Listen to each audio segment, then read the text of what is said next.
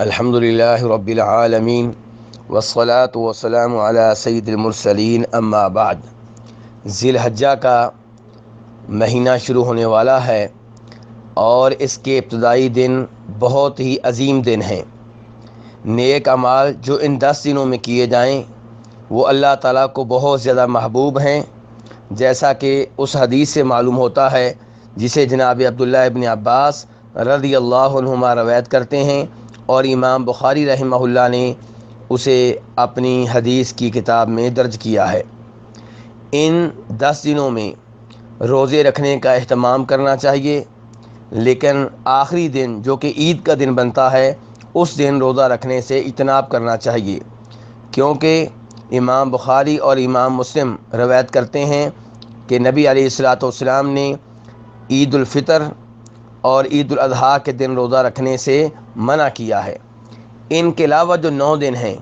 ان 9 دنوں میں روزہ رکھنے کا بہت زیادہ اہتمام کرنا چاہیے، کیونکہ نیک عمل اور روزہ یقیناً نیک عمل ہے۔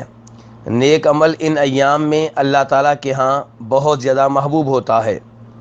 اور امام نسائی اور امام احمد اور امام ابو داؤد رحمہ اللہ روایت کرتے ہیں نبی صلی اللہ علیہ وسلم سے کہ آپ ذی الحجہ کے 9 دنوں کے روزے رکھا کرتے تھے،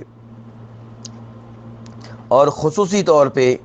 روزہ رکھنے کا اہتمام کرنا چاہیے 9 ذی الحجہ کو، کیونکہ 9 ذی الحجہ کا روزہ رکھنے کی آپ نے بہت زیادہ ترغیب دی ہے، اور اسے عرفات کا روزہ بھی کہا جاتا ہے۔ چنانچہ امام مسلم رحمہ اللہ روایت کرتے ہیں نبی صلی اللہ علیہ وسلم سے کہ آپ نے ارشاد فرمایا کہ مجھے اللہ تعالیٰ سے یہ امید ہے کہ اللہ تعالیٰ یوم عرفات کے روزے کی وجہ سے 1 سال پہلے اور 1 سال بعد کے گناہ معاف کر دیں گے، مٹا ڈالیں گے۔ اس سے اندازہ لگایا جا سکتا ہے کہ اس دن کے روزے کی کتنی اہمیت ہے، لیکن وہ لوگ جو حج میں ہیں انہیں چاہیے کہ وہ اس دن کا روزہ نہ رکھیں، کیونکہ نبی علیہ الصلاۃ والسلام نے حج کے دوران یوم عرفات کا روزہ نہیں رکھا تھا۔ یہاں پہ یہ سوال پیدا ہوتا ہے کہ 9 ذی الحجہ کا روزہ کیا اس دن رکھا جائے گا جس دن مکہ میں 9 تاریخ ہوگی اور حاجی میدان عرفات میں ہوں گے، یا جس ملک کے لوگ ہیں وہ اپنے ملک کے حساب سے 9 تاریخ کا روزہ رکھیں گے؟ تو گزارش یہ ہے کہ ساری دنیا کے مسلمان اپنے اپنے ملک کے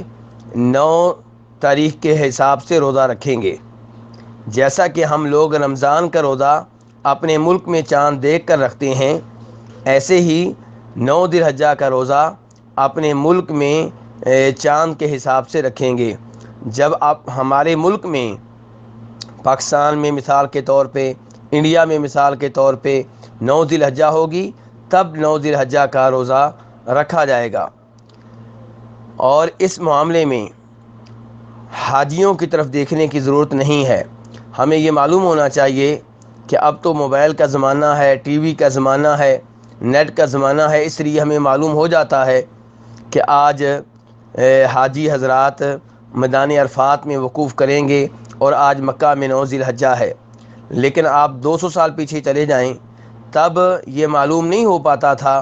کہ یوم عرفات مکہ میں کب ہوا ہے، 9 ذی الحجہ مکہ میں کب تھی۔ تو اس وقت بھی لوگ اپنے اپنے ملک کے حساب سے روزے رکھا کرتے تھے۔ تو اس لیے 9 ذی الحجہ کا روزہ پاکستان کے لوگ پاکستان کے حساب سے رکھیں گے، انڈیا کے لوگ انڈیا کے حساب سے رکھیں گے، اور اس معاملے میں مکہ کے لوگوں کی طرف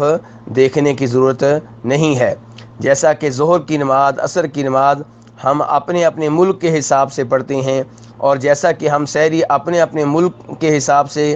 کھاتے ہیں، اور روزہ جب ہم افطار کرتے ہیں تو غروب آفتاب کا اعتبار اپنے ملک کا ہوتا ہے، مکہ کا نہیں ہوتا۔